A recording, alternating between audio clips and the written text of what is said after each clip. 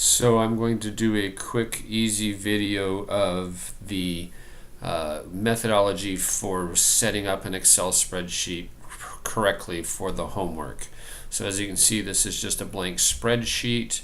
A couple things I want to point out: to rename the worksheets for the problem number, just right click down here and say rename, and I'll just put in a problem number. So it would be 2, 4, right click 6. If I want more, I just click on this insert worksheet, right click on it, say 8.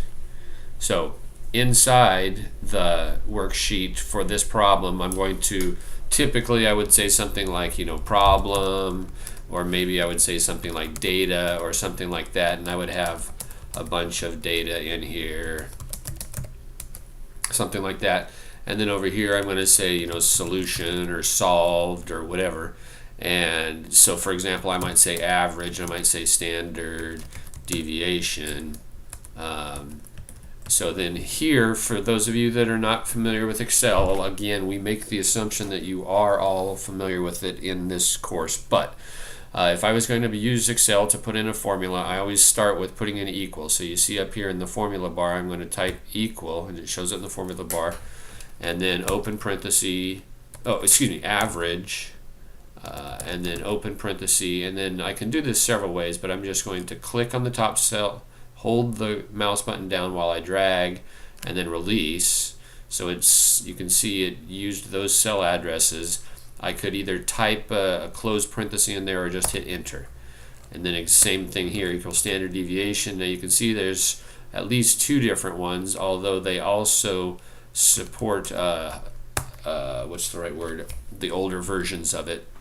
So I can just say standard deviation like that, highlight, hit enter. So one other good habit to get into is making it real clear what the solution is. I like highlighted like that. Okay, so there's my solutions for that obviously made up problem. So here you can see it's real clear. There's the data selection, there's the solution, and you would do something similar to that on each one. When you are done with the homework, you're going to say save. So this is just a blank book right now. I'm going to say save, and I'll just put it on the desktop. And there's a file. It's not a file, it's a page in the Beacon Learning course room that explains that you're just going to put last name, first initial, underscore math 310 underscore assignment number. So it would be like chapter 2.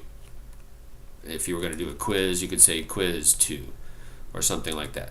So we'll say chapter 2 and say save. You can see up at the top there is the correct form.